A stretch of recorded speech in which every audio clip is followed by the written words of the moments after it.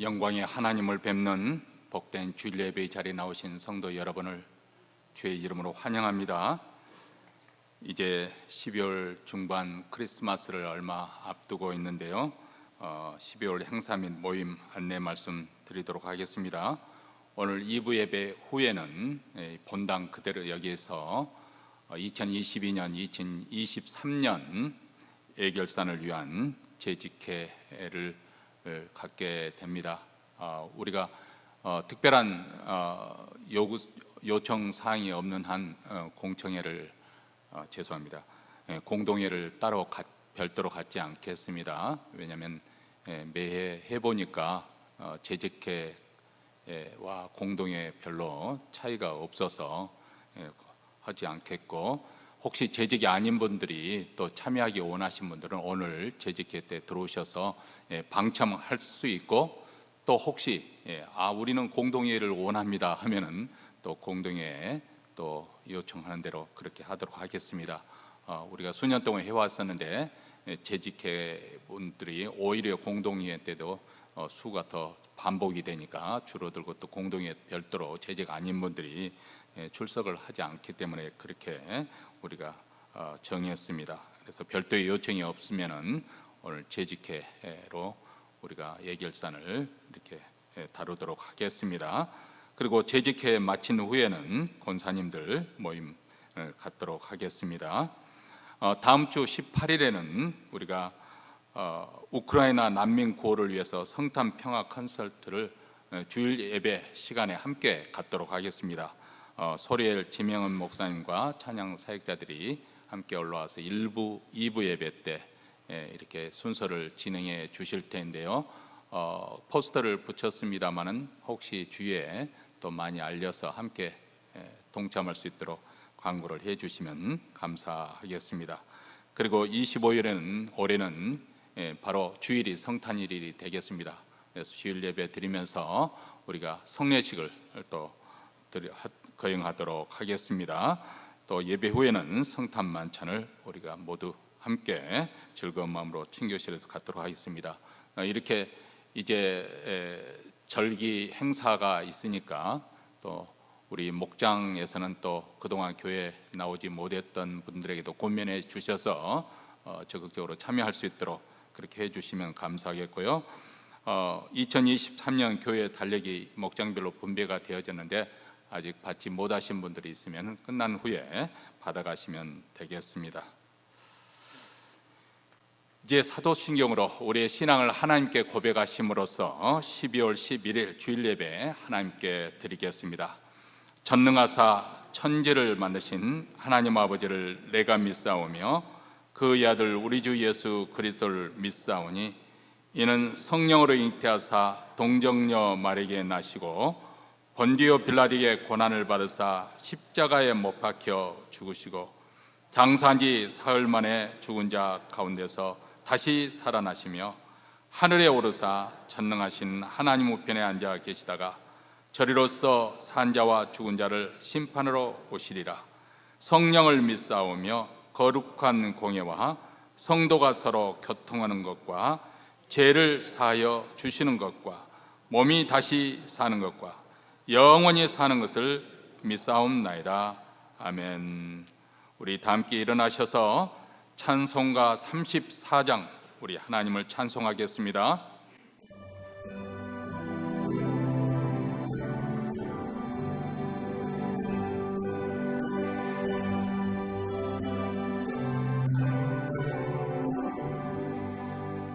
전능왕 오셔서 주 이름 찬송케 하옵소서.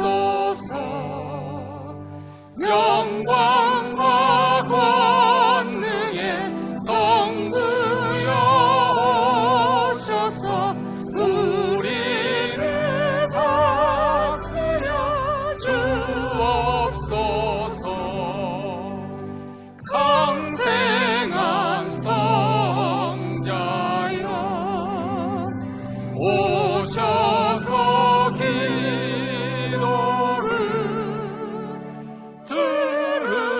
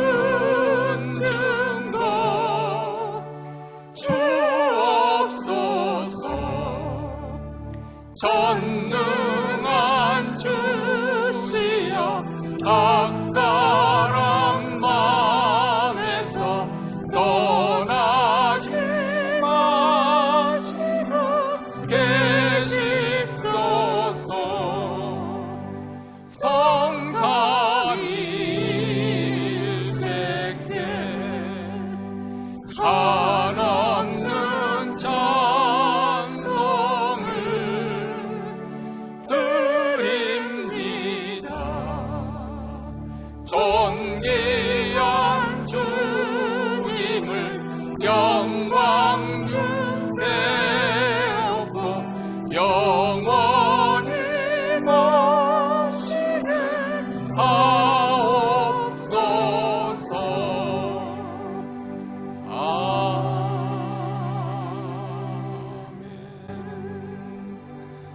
이 시간 우리 모두 마음을 합해서 하나님 앞에 기도할 때 오늘 우리 예배가 하나님께 연락되는 예배가 되어지고 하나님의 영광을 보는 주일 예배가 이루어지기를 주여 주의 얼굴빛을 우리에게 향하여 드사 우리로 하여금 그 영광을 보게 하옵소서.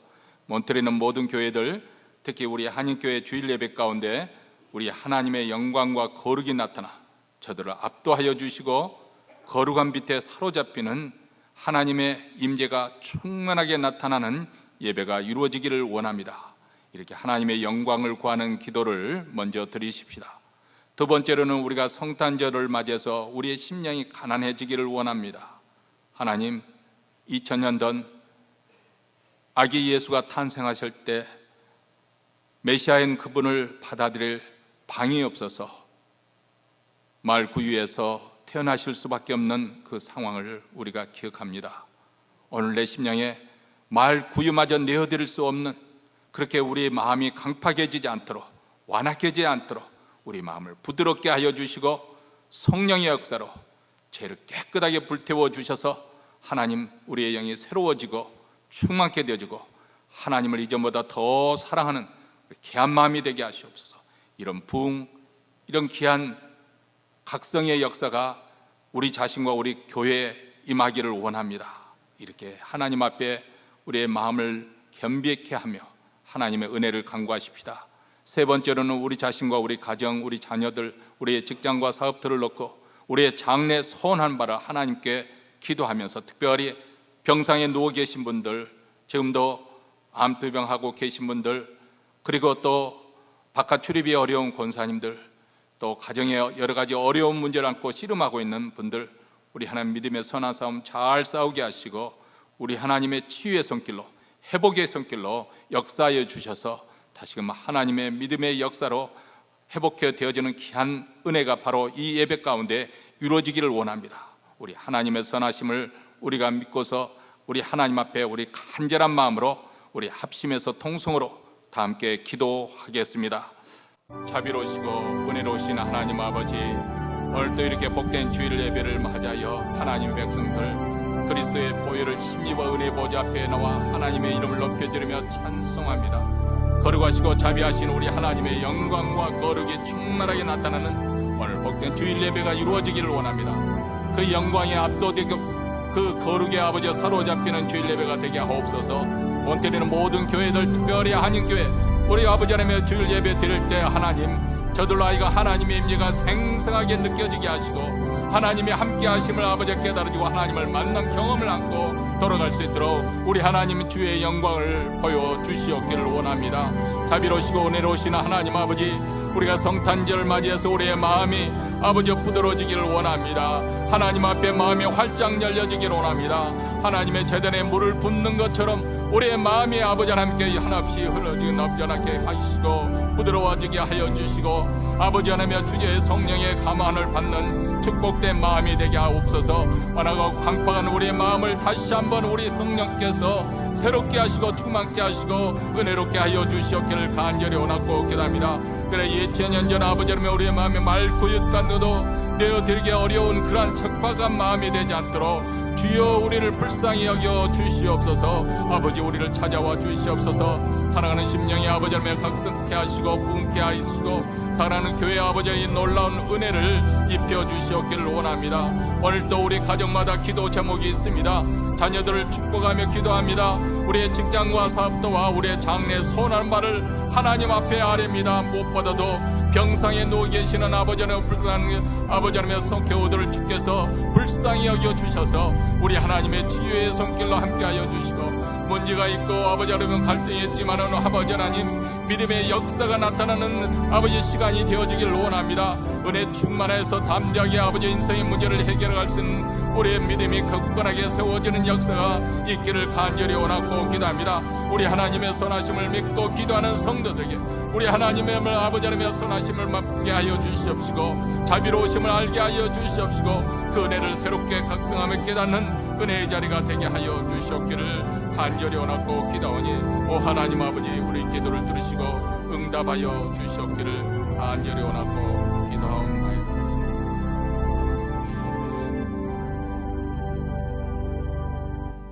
하늘에 계신 우리 아버지여, 이름이 거룩히 여김을 받으시오며 나라에 임하오시며 뜻이 하늘에서 이룬 것 같이 땅에서도 이루어지이다.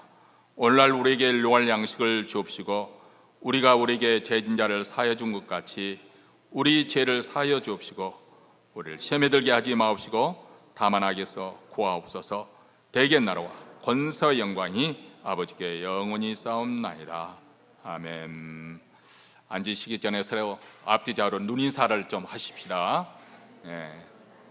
오늘 우리에게 주신 하나님의 말씀은 마태복음 2장입니다. 2장 1절부터 12절 말씀 우리 다 같이 한 목소리 읽겠습니다. 헤로드 왕 때 예수께서 유대 베들레헴에서 나심에 동방으로부터 박사들이 예루살렘에 이르러 말하되 유대인의 왕으로 나신 이가 어디 계시뇨? 우리가 동방에서 그의 별을 보고 그에게 경배하러 왔노라 하니 헤로드 왕과 온 예루살렘이 듣고 소동한지라. 왕이 모든 대제사장과 백성의 서기관들을 모아 그리스도가 어디서 나겠느냐 물으니 가로되 유대 베들레헴이오니 이는 선지자로 이렇게 기록된 바 또 유대 땅 베들레헴아 너는 유대 고을 중에 가장 작지 아니하도다. 내게서 한 다스린 자가 나와서 내 백성 이스라엘의 목자가 되리라 하였음이니이다. 이에 헤롯이 가만히 박사들을 불러 별이 나타난 때를 자세히 묻고 베들레헴으로 보내며 이르되 가서 아기에 대하여 자세히 알아보고 찾거든 내게 고하여 나도 가서 그에게 경배하게 하라. 박사들이 왕의 말을 듣고 갈새 동방에서 보던 그 별이 문득 앞서 인도하여 가다가 아기 있는 곳에 머물러 섰는지라. 저희가 별을 보고 가장 크게 기뻐하더라. 집에 들어가 아기와 그 모친 마리아에 함께 있는 것을 보고 엎드려 아기께 경배하고 보배함을 내어 황금과 유황과 몰약을 예물로 드리니라. 꿈에 헤롯에게로 돌아가지 말라 지시하심을 받아 다른 길로 고국에 돌아가니라. 아멘. 나폴레옹 전쟁 때 나폴레옹이 자기 군사를 이끌고 이제 아플스 산맥을 넘어가는데 그 알프스 산맥이 얼마나 험악하고 높습니까? 거기에 또 추위가 겹치니까 사실 도저히 넘어가기 어렵다. 모두 그렇게 낙마하고 있는 그런 가운데 나폴레옹이 독려하기를 우리가 저 산을 넘어가면은 아주 뜨끈뜨끈한 맛있는 빵이 우리를 기다릴 것이고 또 아름다운 여인들이 우리를 기다릴 있을 것이다. 이렇게 가면 이슬로에 와서 그들에게 용기를 북돋아주고 그렇게 넘어갔다고 합니다. 19세기 중반에도 많은 사람들이 서부로 이 캘리포니아로 몰려왔습니다. 왜냐하면 캘리포니아에서 금맥이 발견됐다는 소식이 들렸기 때문에 그렇죠. 서부로 가는 길이 얼마나 험난하겠습니까? 지금이야 뭐 하이웨이 아니면 철길로 따라서 오면 되겠지만은 그껏해야 말 아니면 마차. 근데 그 오는 서부로 가는 그 길이 아주 멀기도 할 뿐만 아니라 험난하지 않습니까? 여러 가지 기후의 악조건이 있고 또 계곡에 혹시라도 있을지 모를 그런 인디언들의 위험. 그렇지만 그런 위험에도 불구하고 목숨을 걸고 그들이 서부로 왔던 것은 바로 황금을 발견하기만 한다면, 일확천금의 그 꿈을 안고 황금을 발견하기만 한다면 이제 그 다음 내 팔자가, 내 인생이 바뀌어질 것이다. 그 남은 여생을 편히 보내고자 하는 그런 기대가 있었기 때문입니다. 뭐 그 정도까지는 아니라 하더라도 오늘날 우리 인생도 이와 유사하지 않을까 생각합니다. 왜냐하면 우리가 우리 마음속에 가장 어떻게 보면 절실하다고 할 수도 있고 또 간절하다고 할 수 있는 것은 또 모두 다 행복하기를, 또 우리 가정이 안전하기를, 안정된 그런 가정이 되기를, 그것을 위해서 우리가 평생을 또 바치지 않습니까? 원하는 것을 얻기 위해서라면 애저간한 수고도 아끼지 않고 또 웬만한 희생할 각오도 되어 있습니다.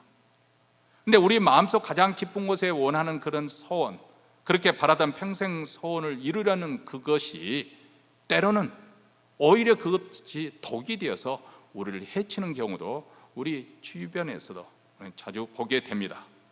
팀 켈러 목사님이 쓴 책 그 우상이라는 그 책에 보면은 애나라는 여성이 등장을 합니다. 그 여성을 소개하고 있는데, 이 여자는 결혼하지 않은 독신에 있을 때부터 자녀를 갖고 싶어 했습니다. 아기를 낳아서 아주 훌륭한 그런 자녀로 잘 키우면 자기 인생이 아주 행복하지 않을까, 그런 꿈을 가졌습니다. 그리고 그 소원대로 늦은 나이에 결혼하였고 또 두 아이까지 낳았습니다. 그런데 그녀가 바랬던 그 소원한 바대로 행복은 이루어지지 않았습니다. 자녀에게 성공적인 삶을, 완벽한 인생을 살도록 해주고자 하는 그 의욕이 너무 지나친 나머지 정작 자기 자신은 인생을 행복하게 살지를 못하고 있는 것을 보았습니다. 그뿐만 아닙니다. 두려움과 불안 속에서 그 자녀가 혹시라도 잘못될까 봐서 과잉 보호를 하고, 그리고 난 다음 자녀의 삶에 시시콜콜 간섭하고 통제하는 그 욕구가 너무나 심해져 가지고 결국 그녀의 가정은 불행에 빠지고 말았던 것이죠. 그리고 그녀의 큰 아이는 학교 생활에 잘 적응하지 못하는 그런 정서 불안증을 나타내고, 둘째는 늘 이 분노를 조정하지 못하는, 늘 화를 내는 그런 자녀가 되고 말았습니다.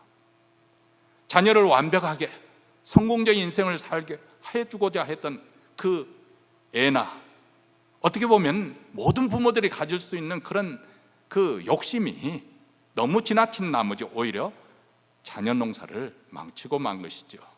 마음에 간절한 그 소원이 오히려 독이 된 것입니다. 우리가 소원하는 것, 욕망하는 것, 그것을 전력 투구하는 것이 대부분의 우리 인생의 모습입니다.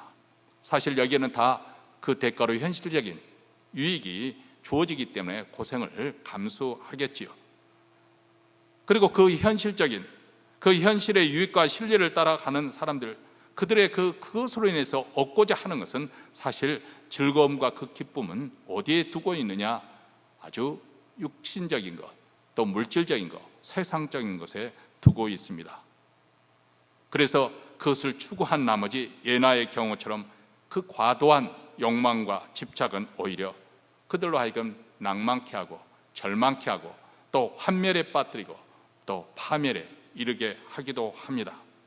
자, 오늘 본문, 우리가 읽은 이 본문에는 세 부류의 인간상이 등장을 하고 있습니다. 동방 박사들과 그리고 헤롯 왕과 유대 지도자들, 이 세 부류의 군상들이 등장하고 있는데, 사실 서로 이 세 부류의 사람들은 전혀 다른 배경을 가지고 등장하고 있습니다.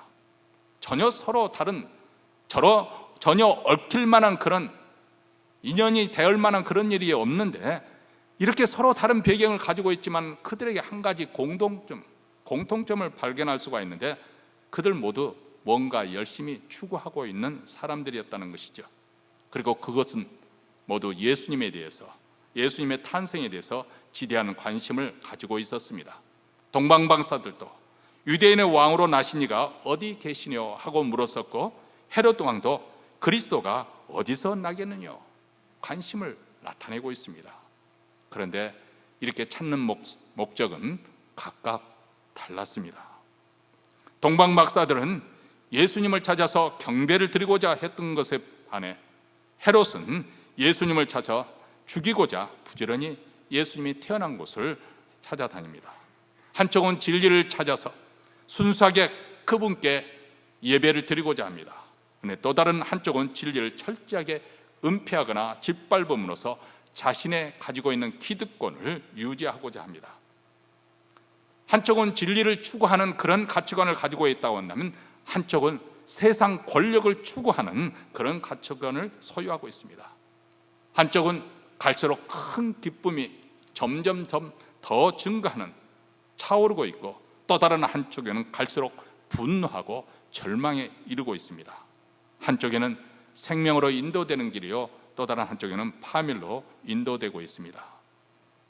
우리는 이 세 부류의 세 유형의 인간상을 생각해 보면서, 특별히 성탄절기를 맞이해서, 아니 어떻게 보면 2022년 이제 얼마 남지 않은 시간, 이런 시점에 있어서 우리는 그동안 한 해 동안에 무엇을 욕망했었고 무엇을 추구하면서 열심히 달려왔던 것인가, 그리고 지금 또한 무엇을 열망하고 있는 것인가, 한번 차분하게 우리 자신을 점검해 볼 수 있는 그런 시간이 되어졌으면 합니다. 자, 오늘 말씀 시대적인 배경은 헤롯 왕 때입니다. 헤롯은 주전 73년에 태어나서 아마 주전 40년경에 로마 원론의 결정으로 유대 왕이 되었습니다. 근데 그가 유대 왕이 되었지만은 사실 그는 유대인의 피가 전혀 섞이지 않는 그런 사람입니다. 한마디로 말하면 정통성이 없는 그런 왕이 된 것입니다. 그렇기 때문에 유대인들의 환심을 사기 위해서 그는 왕으로서 그가 착수했던 큰 토목공사가 있었는데, 그것은 바로 성전 건축이었습니다. 우리가 잘 아는 바대로 제1성전 건축은 솔로몬에 의해서 이루어졌지 않습니까? 아주 크고 장엄하게, 그래서 널리 소문이 퍼져나갈 줄로. 그 다음에 두 번째 성전 건축은 바벨론에서 파괴됐던 그 성전을 그 포로됐던 사람들이 고레스 칙령에서 다시 돌아옴으로써, 그래서 수룹바벨의 총독과 그 함께했던 선지자들, 학계 선지자들, 이런 사람들의 도움을 받아서 제2의 성전이 이루어지는데, 이 제2의 성전은 첫 번째 성전에 전혀 미치지 못하는, 조금 거기에 비하면 초라한 그런 성전이었습니다. 그 다음 세 번째 성전을 바로 헤롯 왕이 주도해서 지어지게 되는데, 여기는 정말 하나님을 경외하는 마음 가운데 하나님을 섬기기 위해서 성전을 짓는 것이 아니고, 순전히 정치적인 이유, 유대인들의 환심을 사기 위해서, 그들의 마음을 얻기 위해서 이렇게 아주 대대적인 토목사를 했었는데, 어마어마한 공사였고, 헤롯이 죽은 다음에도 계속 진행이 이루어져서 주후 63년경까지 그 성전, 그러니까 대략 한 70년이 넘는 토목공사였습니다. 근데 이 헤롯 왕은 본래 성품이 아주 잔혹하고 포악한 사람이었습니다. 그래서 자신의 권력에 조금이라도 위험 요소가 될 만한 그런 정적이 있으면 아예 싹을 잘라버리는, 심지어는 어느 정도까지 그것을 단속을 했냐면 자기 아내 미리암네하고 그리고 자신의 아들, 두 아들마저도 살해할 정도로 아주 잔인한 사람이었어요. 그러니까 매번 자기 아들을 죽여달라고 이렇게 옥타비아누스 황제에게 요청을 하니까 옥타비아누스 황제가 그랬다고 하지 않습니까? 내가 헤롯 왕의 왕자로 태어나기보다는 차라리 돼지로 태어나기를 원한다, 그렇게 했다고 하지 않습니까? 그 정도로 잔인한 인물이었습니다. 이런 헤롯이 유대 왕으로 있을 때 예수께서 탄생하신 것이죠. 그리고 3절에 보니까 유대인의 왕이 태어났다는 말을 듣고 소동했다, 아주 당황하고 근심했다, 그 말입니다. 자기가 유대 왕인데 예루살렘에 온 동방박사들이 유대 그리스도가 어디 있느냐, 유대 왕이 어디 있느냐 그렇게 찾으니까 그는 불안했던 것이죠. 한평생 피바람을 일으키면서 자신의 그 지켜온 왕의 자리를 뺏길까 봐서 두려웠던 것이죠. 그래서 모든 대제사장과 서기관들을 다 불러 모았습니다. 그리스도가 어디서 나겠느냐. 그러자 지도자들은 미가스 구약 성경을 인용해서 유대 땅 베들레헴이라고 말해줍니다. 그리고 이번에는 동방박사들을 불러서 별이 언제 나타나는지 그 시점을 묻고, 그리고 가서 아기에 대해서 자세히 알아보고 난 다음 찾거든 자기에게도 말해달라고 그렇게 부탁합니다. 아주 겉모술수가 아주 그 능란한 이 헤로드 왕이 그렇게 부탁한 이유는 자기도 가서 경배하기 위함이다, 이렇게 새빨간 거짓말을 하지요. 사실 그리스도가 태어난 때와 장소를 알면은 자객들을 보내서 아주 지도새도 모르게 죽여버리려는 그런 생각을 한 것이죠. 그래서 천사들의 지시를 받은 동방박사들은 다른 길로 고국으로 돌아갔고, 이에 속은 줄 아는 헤롯은 분노하면서 군대를 보내서 베들레헴과 그 지경에 있는 모든 사내 아이들, 2살 미만의 사내 아이들을 다 죽이라는 명령을 내리고 맙니다. 자, 여기 보면 헤롯도 말 그대로 두 눈에 횃불을 켜듯이 별의 주인공인 메시아를 찾고 있습니다. 어떤 면에서는 동방박사들보다 더 열정적으로 찾았습니다. 군대를 동원해서. 그런데 그 동기는 달랐던 것이죠. 자신도 가서 경배하겠노라고 그렇게 말은 하였지만 실상은 죽이기 위해서 찾은 것이죠. 그리고 결국 그 별의 주인공도 찾지 못했습니다. 다만 그의 만행으로 인해서 수많은 부모의 눈에서 피눈물이 흘리게 했던 것이죠. 아주 마귀적이지 않습니까? 자신의 권력을 지키기 위해서라면 피 흘리는 것도 마다하지 않는, 사실 어떻게 보면 마귀는 이 헤롯이라는 인물을 통해서 메시아가 탄생하는 그 싹을부터 아예 없애버리려는 그런 시도를 한 것입니다. 메시아 아기를 죽임으로써 하나님의 구원의 역사를 좌절시키려고 하는 것이 사단의 괴계였지요. 자, 오늘날에도 이렇게 헤롯과 같은 그런 유사한 사람들이 세상에는 참 많이 있습니다. 하나님 나라에 충성하기보다는 하나님 나라를 오히려 대적하고 이 땅에 자기 왕국을 건설하려고 하는 사람들, 뭐 정치가들도 많이 있고 경제계도 많이 있고, 또 어떻게 보면 우리 모두 다 자기 인생을 살면서 자기 왕국을 쌓아가면서 일생을 허비하기도 합니다. 철저하게 자기 중심, 자기만을 위해서, 자기의 유익만을 위해서 자기 왕국을 세우는 것이죠. 이 헤롯은 이 왕의 자리를 지키기 위해서 수많은 피를 흘렸던 것처럼 오늘날에도 그들은 자신의 탐욕과 욕망을 위해서라면 무엇이든지 할 수 있는 그런 사람들입니다. 그들은 하나님을 두려워하지 않습니다. 하나님에 대해서 무지합니다. 오직 자기 자신과 자기 왕국만을 생각할 뿐이지요. 이를 위해서 몸부림을 치고 남을 짓밟는 일도 서슴지 않습니다. 그런데 이와 대조적으로 메시아로 오신 예수 그리스도, 그분은 우리에게 의와 평강의 나라, 하나님 나라를 우리에게 주시기 위해서 오셨습니다. 이를 위해서 헤롯처럼 자신의 왕국을 세우기 위해서 많은 사람의 피를 흘리는 것이 아니라 자기 자신의 피를 흘려서 만백성을 구원하시려고 이 땅에 오신 것입니다. 아니, 우리는 이런 최고의 사랑을 받아서 하나님의 백성이 되었고, 그 하나님의 백성이 된 우리가 이 성탄절의 의미가 무엇인가 우리는 마음에 새겨야 할 것이고, 그래서 아주 작고 사소한 일에서부터 우리에게 보여주시는 이 하나님의 사랑을 실천하기에 힘쓰는 바로 이 사람들이 바로 우리 그리스도인들, 하나님 백성이 아니겠습니까? 여기에 두 번째 부류의 사람이 나오죠. 대제사장과 서기관들입니다. 메시아가 어디에 탄생할 것인지 묻는 헤롯의 질문에 대제사장과 서기관들은 구약성경 미가서 5장 2절에 나오는 말씀입니다. 5장 2절에 나오는 말씀과 또 에스겔에 있는 말씀을 가지고 유대 땅 베들레헴에 바로 메시아 지도자가, 양떼를 위해서 목자가 나타날 것을 예고를 하고 있습니다. 대제사장은 그 당시 유대교의 최고 종교 지도자지요. 그리고 서기관은 오늘날 말하면 성경학자들, 신학자들입니다. 성경에 아주 능통한 사람, 둘 다 유대교와 구약 성경에 대해서 아주 능통한 전문가들입니다. 그들은 그리스도가 어디에 태어날 줄 이미 그 예언의 말씀에 따라서 알고 있었습니다.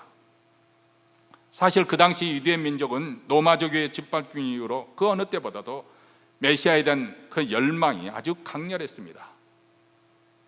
말라기 선지자 이후에 하나님께서는 400년 동안 세례 요한이 광야에 나타날 때까지 이 400년 동안 침묵하셨습니다. 어떤 선지자가 등장하지도 않았고 하나님 말씀을 전하지 않았습니다.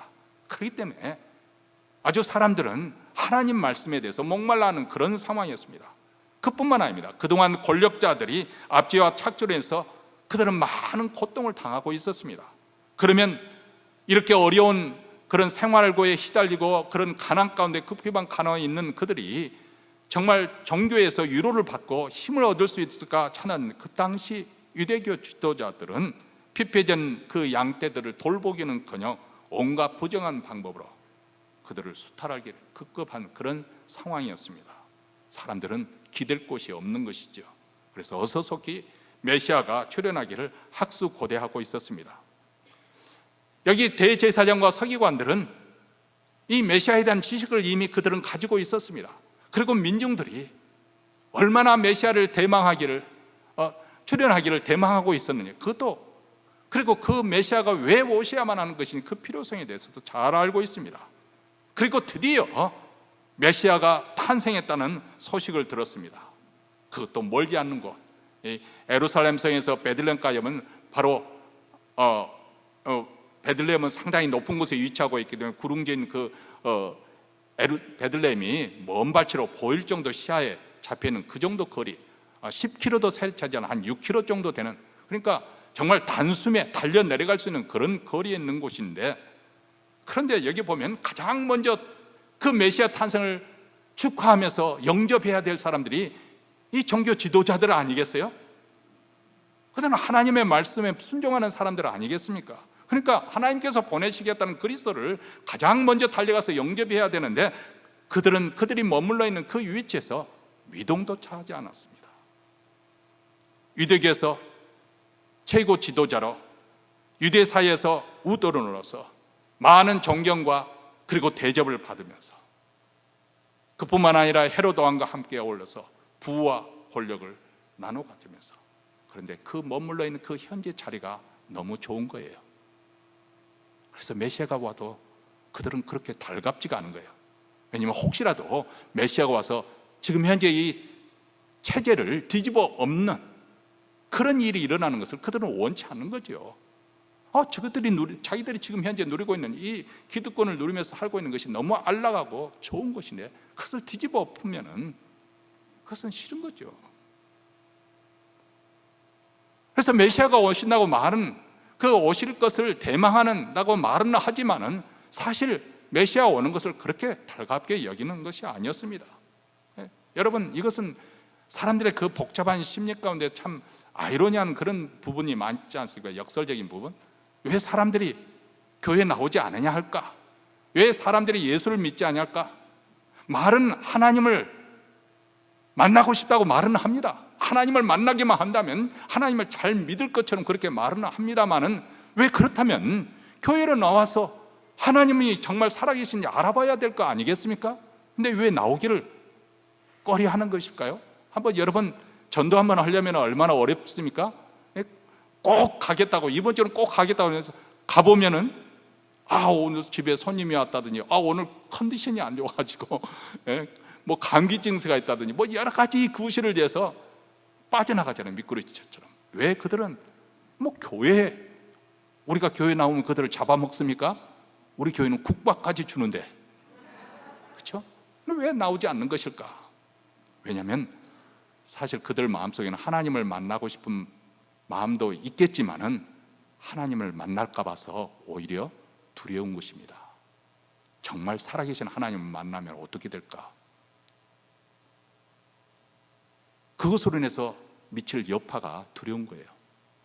어쩌면은 내가 지금 이렇게 뭐 완전한 인생이 아니고 완벽하지 않고 또 완전히 행복한 것도 아니고 뭐 조금 불편한 것도 많이 있고 만족스럽지 못한 그런 것도 많이 있지만, 현재 이렇게 익숙한 삶, 이것이 너무 편안한 거예요. 그런데 하나님을 만나서 확 뒤집어지는 인생, 거기에 더군다나 뭐 그럴 일도 없겠지만 선교사로 그냥 오직까지 보내? 막연한 두려움, 그런 두려움, 내 인생이 바뀌어질 것 같은 그런 두려움 때문에 사람들은 한사코 있는 것을 저지하는 거예요. 아니, 우리가 신앙생활 열심히 해야 되는 거 다 알고 있지만은 내가 이렇게 열심히 믿다고 혹시나 광신자가 되는 것을 아니까 이런 두려움, 이것이 우리 마음속에 있어요. 변화되고 싶지 않다. 한편으로는 내 자신이 변화되어야 될 거 알고 있어요. 얼마나 내가 악랄한 그런 악한 존재, 그런 성향이, 죄의 성향이 내 안에 있기 때문에 처절하게 몸부림을 치면서도 또 한편으로는 현재 그렇게 사는 것이 좋다고 생각해서 바뀌어지기를 원치 않은 또 다른 마음, 이 갈라진 마음이 바로 로마서 7장에 나오는 원하는 바 선은 행치 않고 원치 않은 바 악은 행하는도다 오호라 나는 공고한 자로다. 이 사망의 몸에서 누가 나를 건져내랴. 이 인간의 참 역설적인 모순이 아닙니까? 여러분, 유대교 지도자들도 마찬가지였어요. 백성들보다도 더 앞서가서 예수님을 영접해야 되는데 그들 마음에는 예수님을 맞이할 그럴 마음이 전혀 없었던 것이죠. 그렇기 때문에 아기 예수를 메시아로 그들은 인정하지도 않았고 또 알아보지도 못했었습니다. 결국 예수님을 나중에 십자가에 못 박아 죽이는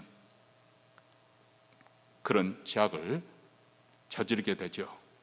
자, 이들의 모습은 오늘날 종교적인 기독교에 안주하고 있는, 어떻게 보면 지금 현재 내가 신앙생활하고 있는 교회 생활하고 있는 이 종교성, 그것에 스스로 만족하고 있는, 그것에 매몰돼서 자신의 현 상태에 만족하고 있는 뜨뜻미지근한 그런 신도의 모습, 라오디게아 성도들처럼 우리도 어쩌면 제사장과 사기꾼과 같은 모습으로 살아가고 있지 않는지 우리는 조심스럽게 우리 자신을 진단해 봅니다.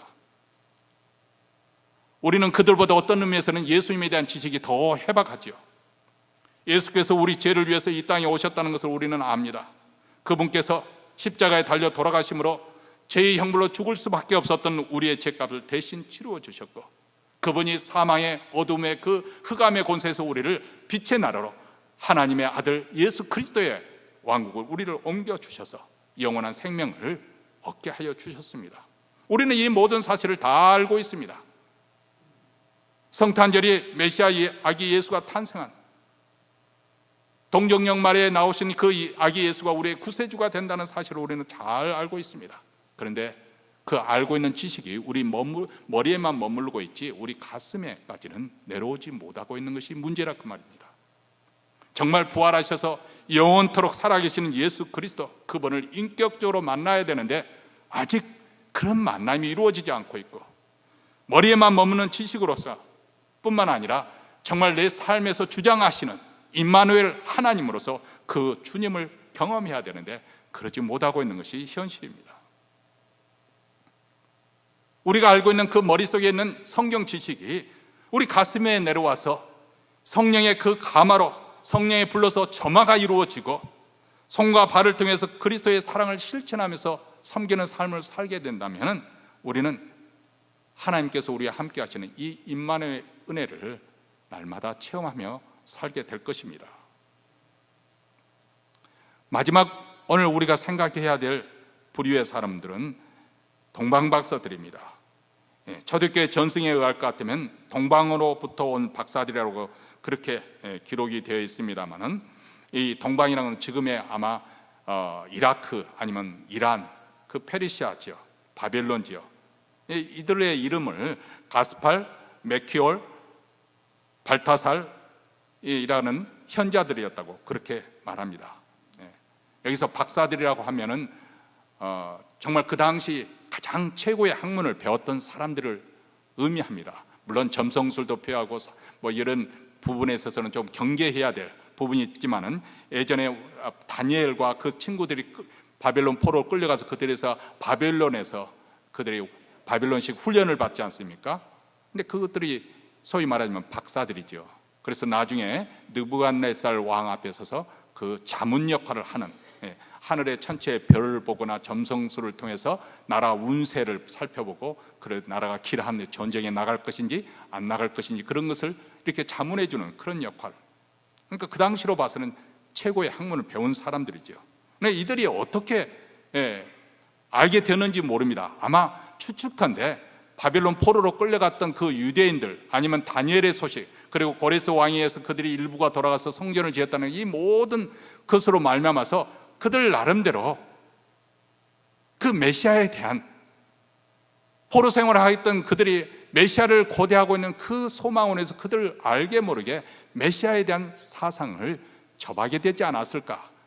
그리고 그 별자리 가운데 유대 나라에 해당되는 그 어자리라고 하죠. 물고기 자리, 그 별자리. 근데 어느 날 보니까 한 별이 크게 밝게 그 어자리에 나타난 것입니다.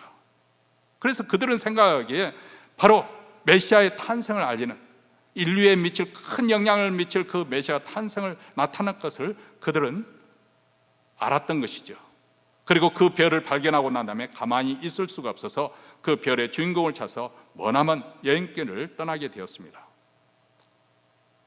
자, 한 가지 여기서 우리가 분명하게 기억해야 될 것은 동방 박사들은 메시아의 출생에 관해서 오늘날 우리처럼 정확한 지식과 정보를 가지고 있던 자들이 아니었다는 사실입니다.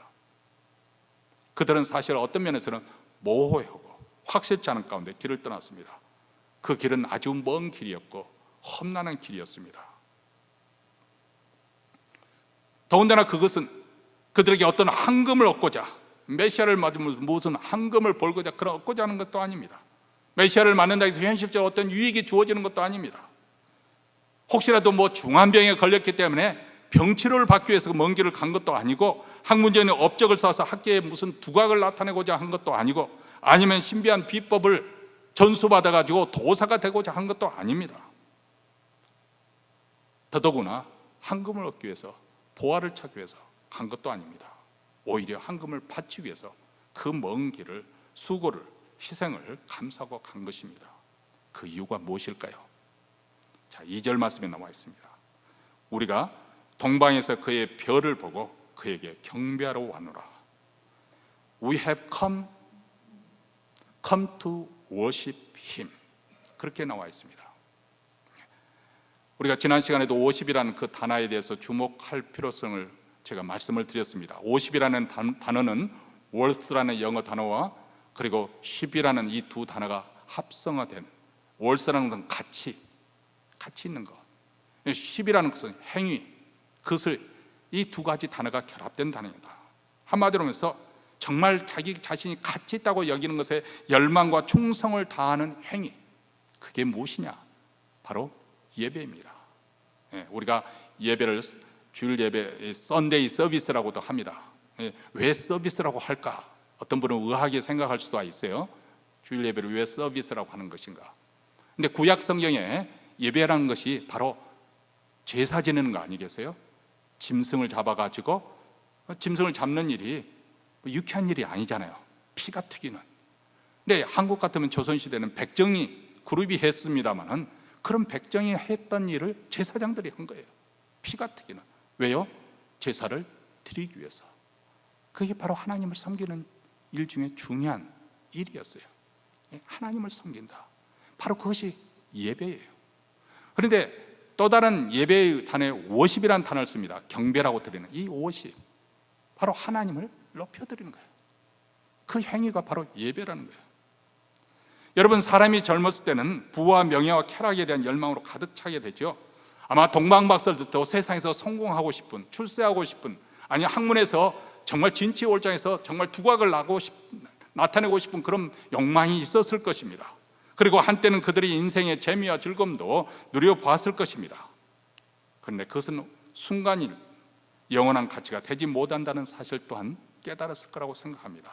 솔로몬의 고백들은 헛되고 헛되며 헛되고 헛되니 모든 것이 헛되다. 해 아래서 행하는 그 모든 것, 그 수고하는 모든 것이 결국은 헛되고 무익하다는 거예요. 왜 그럴 수밖에 없습니까? 우리는 유한한 인생을 살고 있기 때문에. 심지어는 그래서 잠언서에 보면 죽은 사자보다 산 개가 더 낫다. 사자면 맹수의 왕이지만, 그가 으르는 거면 온 동물들이 벌벌 떨지만은 죽은 사자가 무슨 소용이 있겠는가? 차라리 산 개, 똥강아지가 더 낫다. 그렇게 말하잖아요. 그것이 우리 인생이에요. 우리 인생도 마찬가지입니다. 그런 유한한 인생이기 때문에 이 세상에 아무리 큰 업적을 쌓았다 해도 결국은 허망하고 허무할 수밖에 없는 것이 우리 인생입니다. 여러분, 여기 앉아 계신 분들 대부분 다 실감하잖아요. 어떻게 인생이 흘러가 버렸는지. 말 그대로 일 좀, 자녀 키우기 위해서, 가정을 섬기기 위해서 열심히 일하다 보니까 한평생 순식간에 다 가버렸어요. 청춘이 다 가버렸습니다. 지금도 생생하게 기억나는 게, 어느 목사님께서 농담 반 진담 반 이렇게 요즘 우리 교회는 재직해, 다툼이 없어, 다들 조용하고 잘 되고 있어. 그래서 무슨 말인가 하고 귀를 기울였대요. 예전은 젊었을 때는 막 혈기가 올라서 네가 맞니 틀리니 하고 막 싸우더니 이제는 나이가 들어 늙어가지고 힘이 없어. 그냥 서로 얼굴만 쳐다보고만 있어.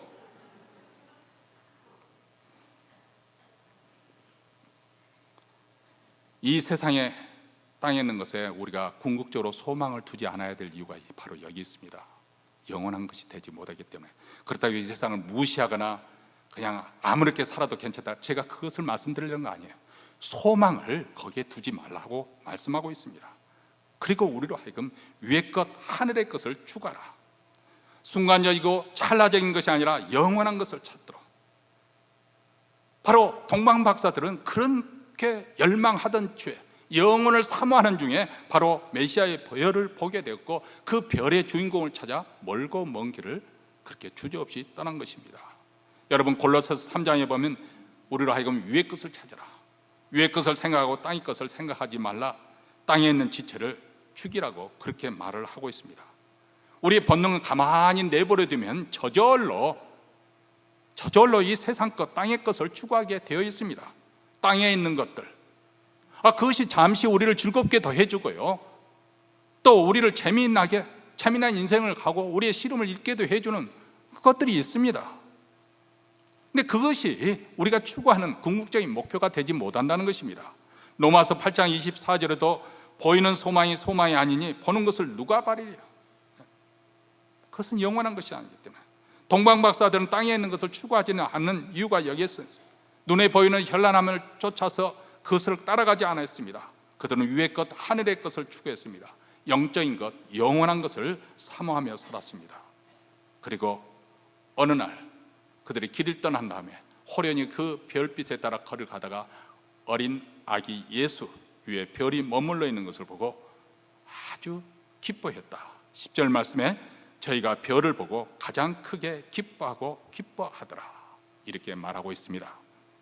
여러분, 우리가 이 세상에서 어떤 가치관을 가지고 살며 또 무엇을 추구하며 사느냐, 지금 현재는 그것이 별로 차이나 보이지 않을 수가 있습니다. 그러나 장차 예수께서 재림하실 때 그 각자 다른 반응으로 나타나게 될 것을 성경은 우리에게 분명히 말씀해 주고 있습니다.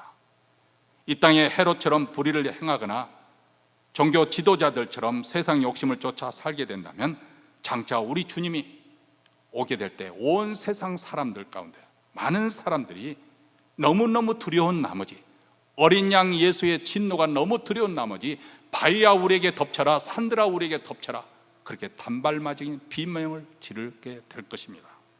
반면에 동방 박사들처럼 위의 것을 추구하고 그의 나라와 그의 의를 추구하며 살게 된다면 바로 그날이 우리의 잔칫날이 되는 거예요.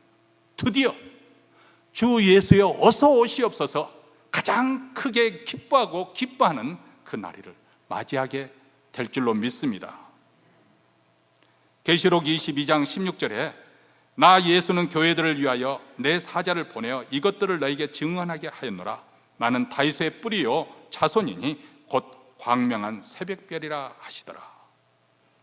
우리 주님은 광명한 새벽별이라 그렇게 말씀하십니다.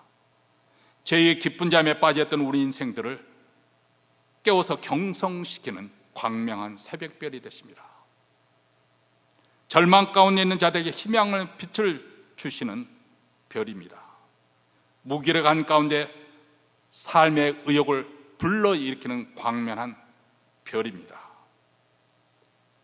두려움 가운데 있는 자들에게 용기를 주는 별입니다. 캄캄한 영적 흑암 속에 갈 길을 알지 못해서 무지막지한 인생을 살고 있는 그들에게 찬빛을 비춰주시는 광명한 새벽별입니다.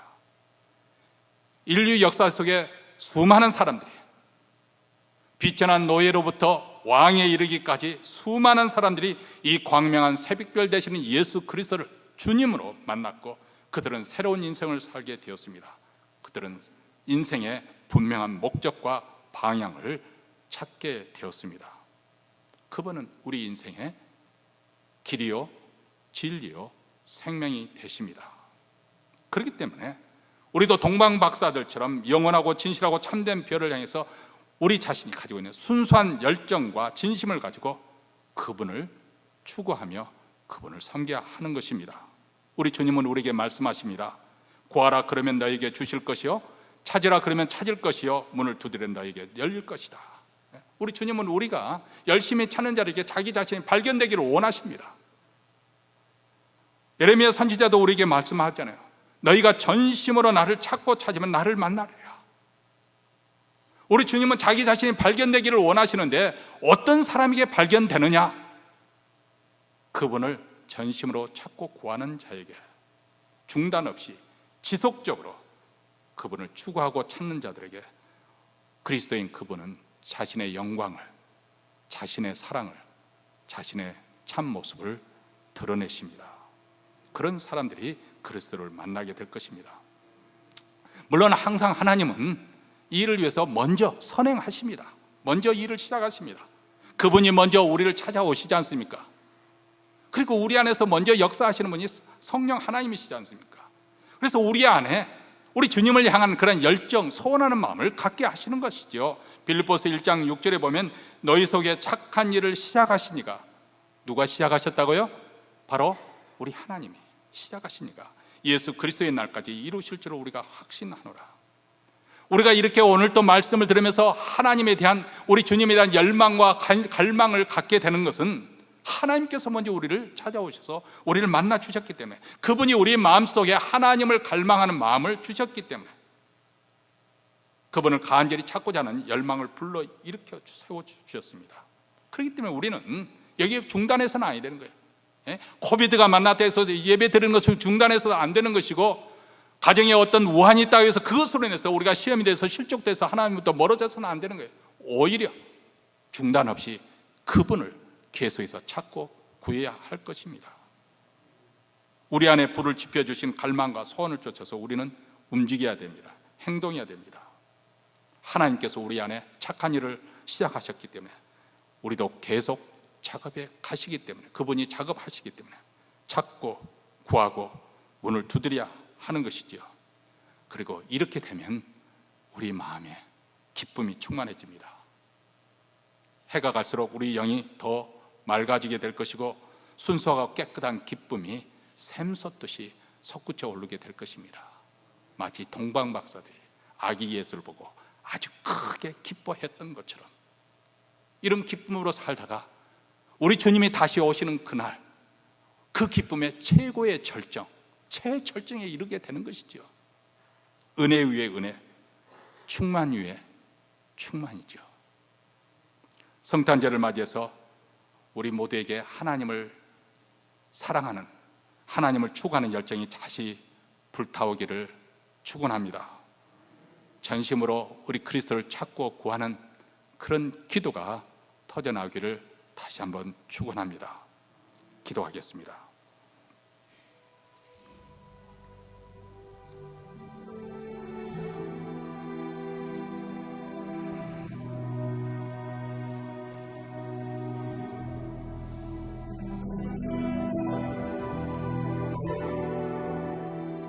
사랑하는 성도 여러분, 어느덧 한 해가 쏜살같이 흘러가 버리고 말았습니다.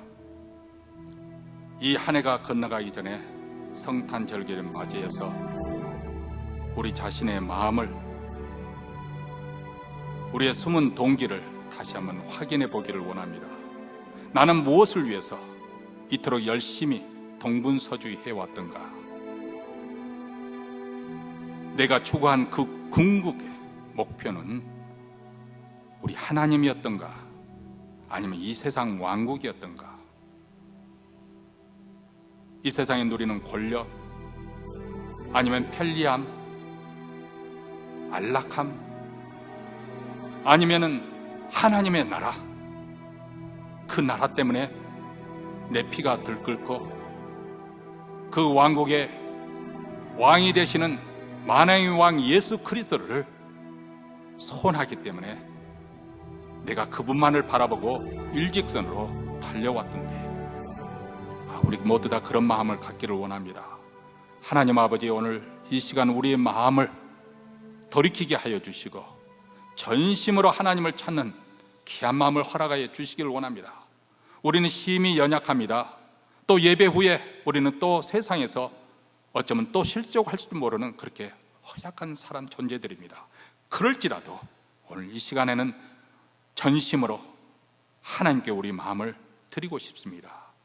주여 받아주시고 우리 마음속에 다시금 하나님 나라에 대한 열망, 그리고 그리스도를 향한 그런 열심, 열정을 불타오르게 하여 주시옵소서.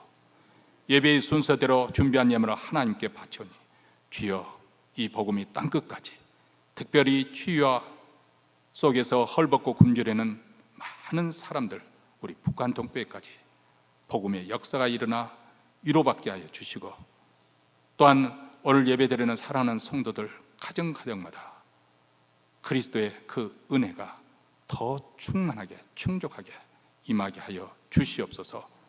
우리 구주 예수 그리스도의 이름으로 기도합나이다. 아멘. 우리 다 함께 일어나셔서 찬송가 116장 가사의 의미를 생각하시면서 부르시겠습니다.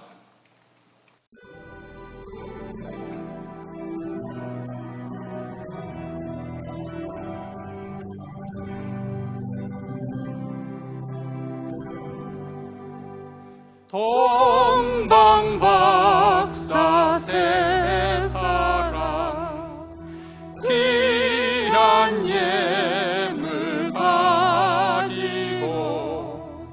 산을 넘고 물을 건너 별 따라와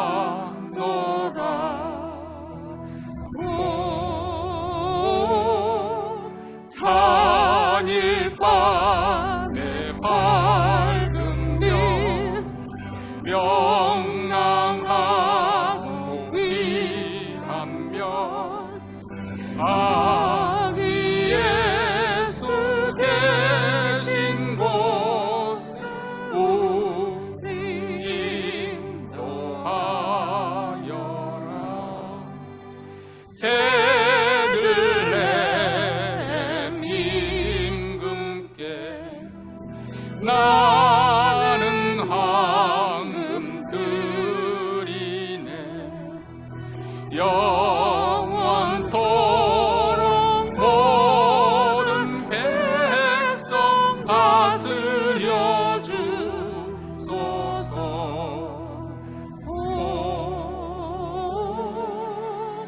단일 밤에 밝은 별 명랑하고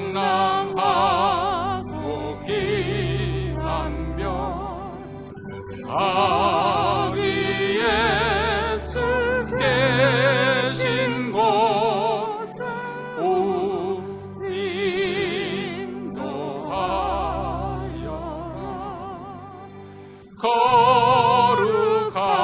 거룩하신 구주께 나는 유양 드리네. 만국 백성 찬송 드려 만주 섬기네.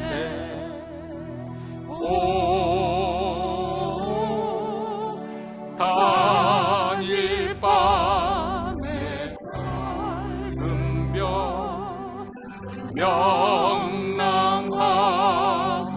귀한 별 아기 예수 계신 곳 우리 인도하여라.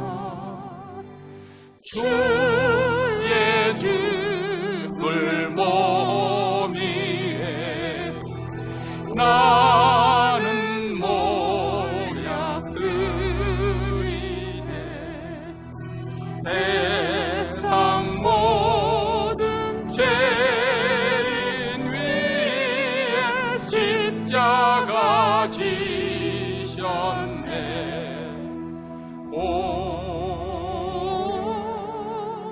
단일 밤에 밝은 별 명랑하고 귀한 별 아기 예수 계신 곳 우리 인도하여라.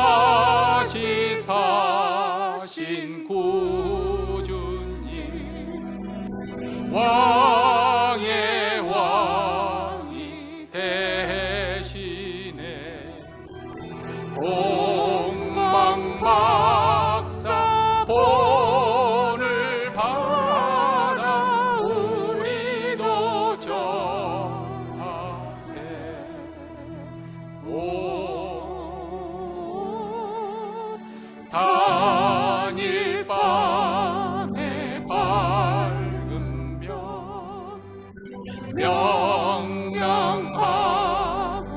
귀한 별 아기 예수 계신 곳에 우리 인도하여라.